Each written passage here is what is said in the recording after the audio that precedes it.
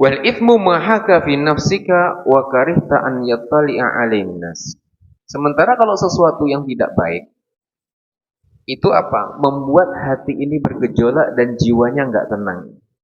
Contoh, ada nggak sih orang kalau melakukan kejelekan itu hatinya tenang? Atau melakukan suatu kemaksiatan, baik itu kesalahan apapun bentuknya, anggap aja ada maling lah, pencuri. Ada nggak pencuri yang sedang mencuri itu dia dalam keadaan tenang? Pasti ada khawatir. Khawatir apa? Aduh, kalau dilihat bagaimana nih? Nanti kalau ketangkep bagaimana nih?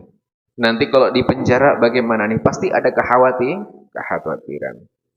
Dan juga sama, perbuatan jelek yang mungkin kurang baik pun juga akan menjadikan hati ini agak ada sedikit penolakan.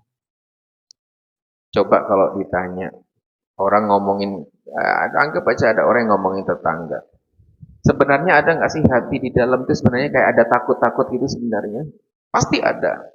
Contohnya apa? Nggak ada orang ngomongin tetangganya sementara tetangganya ada, kan nggak ada. Pasti sedang nggak ada. Kenapa? Kalau ada ya nggak jadi ini kan gitu. Pasti ketika nggak ada, pasti ada kekhawatiran. Makanya kalau perbuatan dosa itu pasti ada kekhawatiran untuk diketahui. Kalau bisa ya jangan sampai ada yang tahu lah kan gitu ya. Saya berbuat jelek ya tahunya pengennya saya aja, jangan sampai anak saya tahu. Kan minimal ada kekhawatiran tersendiri ketika melakukan apa? Melakukan suatu kejelekan. Nggak ada orang yang pengen kejelekannya dilihat oleh orang lain tuh nggak ada. Ada toh yang ngorok terus dipamerkan itu, saya itu hobinya ngorok. Coba kamu lihat kalau saya ngorok gitu kan tidak.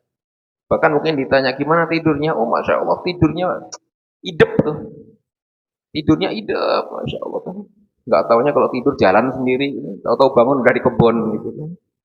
Tapi kalau ditanya kan gitu. Artinya apa? Sesuatu pasti ditutup-tutupin, kekurangan diri itu pasti ditutupin.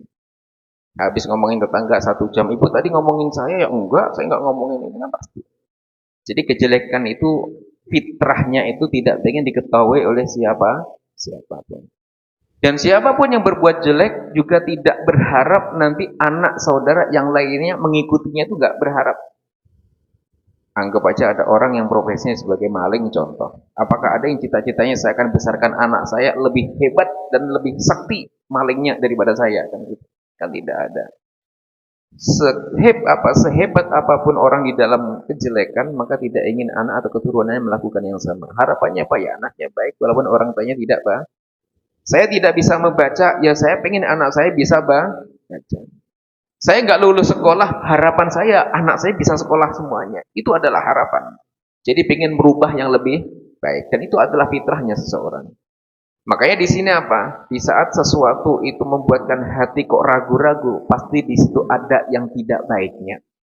Karena kalau sifatnya baik, pasti di hati pun juga bikinnya nyaman. Orang ibadah nyaman karena kebaikan. Orang ini nyaman. Tapi orang melakukan kesalahan, apapun bentuknya. Mau itu zina, mau itu nyuri, mau itu mabuk, mau itu judi, mau itu pasti ada kekhawatiran. Kekhawatiran ketahuan, kekhawatiran di penjara, kekhawatiran dipegang polisi dan lain sebagainya. Karena itu tidak baik. Makanya sebenarnya Allah itu sudah memberikan filter.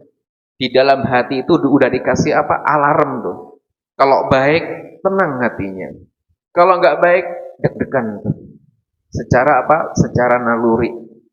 Kalau sudah deg-degan kok saya kurang enak, ya sudah tinggalkan. Tak mayari buka ila malayari buka kata Kanjeng Nabi. Tinggalkan yang ragu-ragu, ambil yang tidak ragu. Ini halal apa haram ya? Deg-degan tuh mau makan tuh. Ya sudah tinggalkan. Masih banyak yang halal. Barangkali itu masih belum diketahui hukumnya, masih ragu. Tinggalkan. Ambil yang baik, tinggalkan yang kurang baik.